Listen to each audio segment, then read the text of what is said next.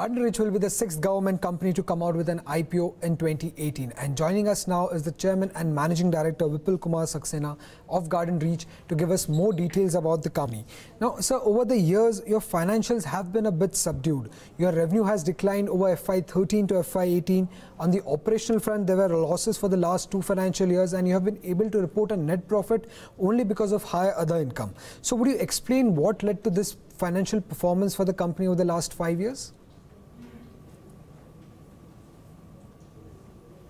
I would like to take you further. An immediate thing on FY18. If you see that compared to FY17, the company has done extremely well, complete turnaround as far as FY17 is concerned to FY18. The top line has gone up by 33%, and the bottom, I would say, line has gone up by more than 650%. So now 17, I would say, if you look at the last 5 years, which you're talking about, the 5 or 6 years about the performances and the financial performance, whether the top line or the bottom line and EBITDA, etc. I would like to inform you that it's a warship building company which has got its own challenges and a very complex process we are involved in.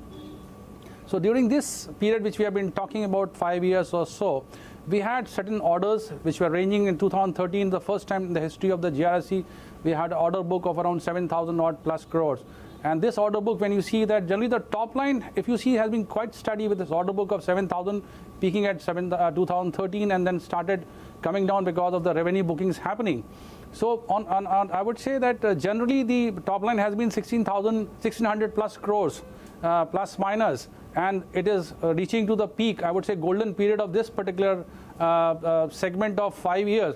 1,851 crores is the top line that has been achieved, and even the EBITDA margin has also, I would say, gone up around 15.3%, and also the bottom line and margins have gone up by close to around 7.5%. FY17, if you see that where you're generally talking about is an aberration, there was a decline because of a specific region. Specific reasons, I would say, they were twofold. One is that we had for the first time in the history of this country, the Indian Navy and the MOD wanted us to bring in the new technology, which is called composite carbon superstructure. And we had to use this particular new material on what third ASW corvette, INS Kiltan, which we delivered. It was supposed to be integrated with the carbon, with the steel hull of the ship. And of course, when you bring in the new technology, you will face some challenges, and therefore whatever stages which were planned for completion in FY17, which had certain impact on that. Also, other project which we are actually executing is 8-number landing craft utility ships construction. This also got very specific kind of a hull form based on the requirement, stringent requirement of the Indian Navy, who is our customer. So this kind of a platform had some technical challenges and issues, design issues, but all these things have been sorted out. Therefore, it had some impact in FY17 when you see, and therefore this kind of a decline, but I would call it an aberration.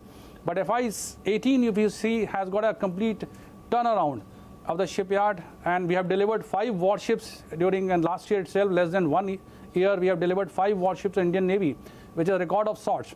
And right now we are handling around 4 projects of the Navy and the Coast Guard. And as per our plans, 10 more warships are planned to be delivered in next 18 months to the both these forces. And also we are saying that P-70 Alpha, there's a major project which is right now there with us going on. And this particular project is also on track. So I would say that shipyard, whatever previous years which you talked about, we had a specific kind of a concept, which is again every warship construction company, not only in this country but in the world, they followed those kind of a concept and the procedures. And that twofold, I would say, things were there. First is that the warships were building on a concept called sequential construction. Basically, ships were built in a dardock or a building berth sequentially. And second thing was a design, which plays a very important role, the concurrent construction and design aspect, which has got a telescopic kind of a thing. So these were the challenges, because when you have a telescopic design, concurrent design and construction, you will always have some issues coming up from the customers. And warship construction, Navy, Coast Guard will have a huge kind of requirements, and because of that, the changes used to happen. But this was an era when we were using these two kind of concept. Here on now, when I say that we are now in a different era altogether of the warship building, primarily the fact that we will be using altogether new concept of modular integrated construction technique. With the help of this technique, we will now build the ships in a form of blocks concurrently at different locations. That will bring down the construction period. And with that, we can get the blocks outfitted earlier itself, bring it to the building berth or the diadock, and go on joining them and move much faster. So, and secondly, now the design, which I said that in the earlier era, there was always challenges of telescopic design or concurrent construction and design. Now the GRSE is involved in the completely new kind of a concept of designing 3D models of the complete warship will be prepared, and the production drawing will be taken out from there. With the 3D model, you prepare on the best of the latest software like Aviva Marine, NAPA, and PDM, PLM software, etc. Now, using this 3D modeling, we have now got new thing commissioned, a 3D virtual reality lab. The designers will make a 3D walkthrough model of a warship in the beginning itself. Along with the customers, we will sit across and iron out all the ergonomics of the compartment. We have got the, I would say, the best of the machines now acquired and procured. The CNC plasma cutting machine, we have got a CNC pipe bending machine. So I would say all in all these new things which will be now a different way the shipyard would be operating for the new projects 17 Alpha and other projects which will be coming our way. So therefore that era, I would say yes, there were challenges not primarily because of the GRSE alone, but that existed anywhere in this country who are making the warships. But with this, whatever are the margins are there, I would say that build period will be reduced, the quality will be much better, we will be making the warship much faster. Therefore, we do not see now the challenges which used to face earlier. So therefore, I am quite hopeful that with this kind of all infrastructure, the new design, very capable, competent design team we have, 100+ engineers are there in my design team, very strong, experienced design team, very competent workforce. And also, I must tell you that we have also implemented a lot of measures in the internal efficiency, which is very, very important. Various segments we have identified, we have got the PwC brought in place, they have done the complete scanning and benchmarking done, they have given some recommendations. So all these things are being done, and I'm sure that all these thrust and improvement we are trying to bring in will help us doing much better in the coming years. With a very strong order book, 20,300 crores is the order book. I'm sure that with P17 Alpha, with all these new measures in place, the GRSE is poised to do much, much better in the coming years. Now we know that you have a very strong order book of more than 20,000 crore rupees, but how has this order book panned out over the last 3 years, and what has been the average annual order inflow that the company has seen? Yeah, this 20,300 crore order book, in that I would say 20,029 crore belongs to the shipbuilding division. We have got two other divisions also. One is the engineering division, where we make a lot of capital equipment which goes on board warships. We have also got the engine division at Ranchi, Jharkhand. There we make the assembly, repairs and overhauling of the large powered marine diesel engines. So 274 crores out of this order book, executable order book, belongs to these two divisions. 20,029 crore belongs to 4 projects which are ongoing. These 4 projects are primarily 1 for the Coast Guard and 3 for the Indian Navy. Now 5 fast petrol vessels are for the Coast Guard, 1 project. The construction of these 5 ships are already happening at the fast pace, and we expect that all these 5 ships beginning 2019, by end of 2019, this will all get delivered. Coming to the 3 projects of the Indian Navy which are right now happening, 1 project is for the construction of 4 ASW corvettes. 3 ships already been delivered to the Navy. 4th warship is already in the advanced stage of construction. By mid next year, this ship will also get delivered. 2nd project of the Navy is for construction of 8 in number LCUs, Landing Craft Utility Mark IV ships. 4 ships we have delivered. 4 more are planned to be delivered in by 2019 December. Now these 3 projects caters for 10 warships, and as per the current progress of the projects, we are pretty sure that these ships will get delivered by 2019. This leaves us with one of the biggest projects in the history of the GRSE, 19,300 crores worth of the project of construction of 3 stealth missile frigate, and order has already been given to us by the Indian Navy. But you asked about last 3 years, so I would say that these are the 3 projects which were progressing, earlier projects for the last 3 years. 17 Alpha, which is of course got signed in 2015, but that was between 15 to 18 January, it was a design phase, so preparatory phase we call it. As per the contract, the production of the first ship was to start by February 2018. 18. We already started 6 months ahead of schedule. There are 29 blocks for the one ship construction. By this time, I must tell you that we have already constructed various stages of construction, 13 blocks.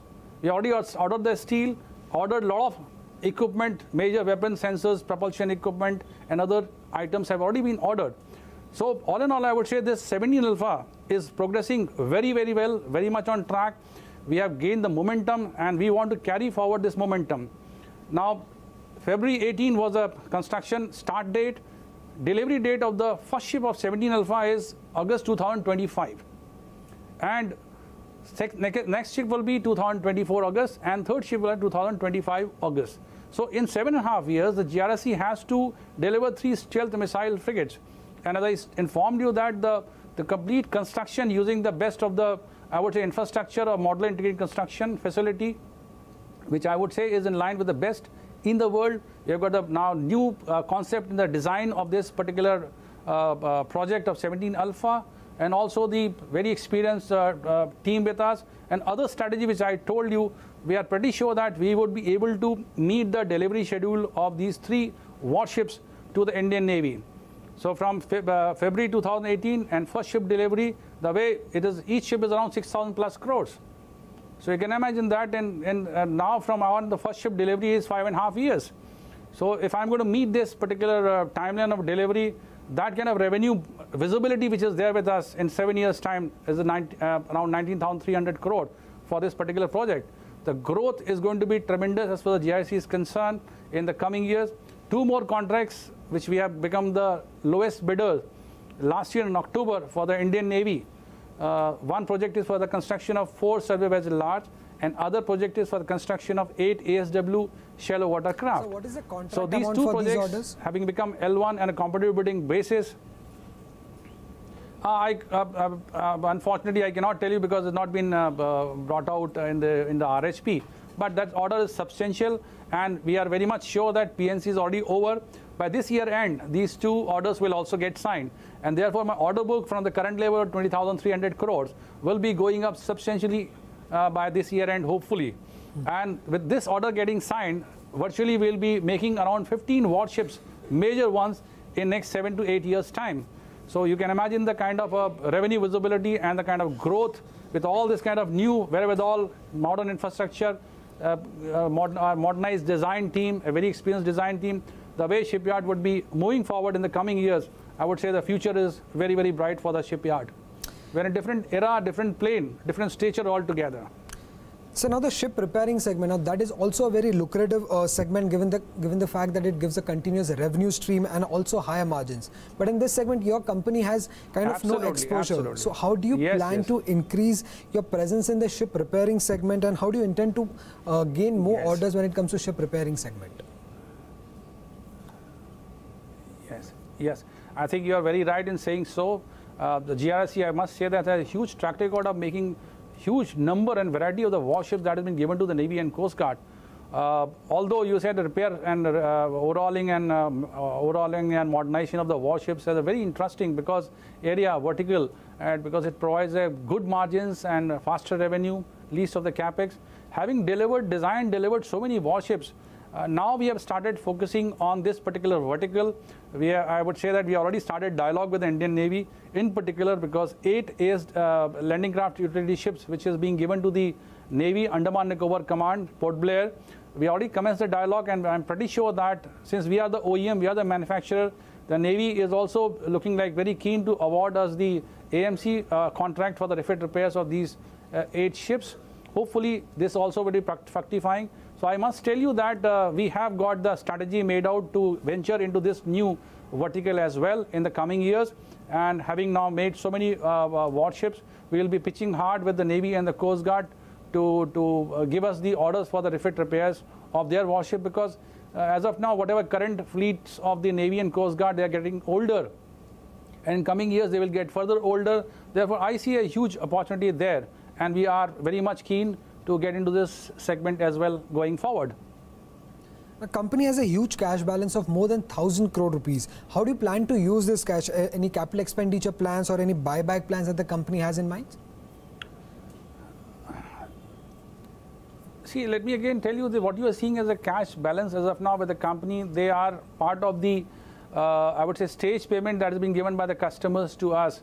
And these are the, since this is a part of the project money, we use it as a, during the various construction phases of the warships.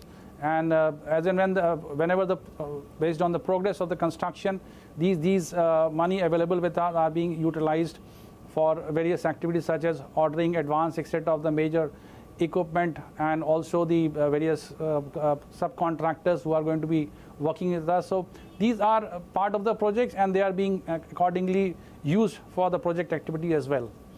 Of course, if you talk about the capex, certainly we are going to be doing a good amount of capex in the coming years. We are going to modernize further my Rajabagan dockyard. Although we have modernized our facility at the main unit at the cost of 605 crores. 2013 we have completed that, and based on that we have got a fantastic facility called Modular Integrated Construction Facility, which is in line with the best in the world. And using this facility, we are going to be doing the construction in future for all the warships in a modular integrated construction mode. And also that Rajabagan dockyard, we are right now making the small and medium size of the warships. There is a 31.5 acres is the area.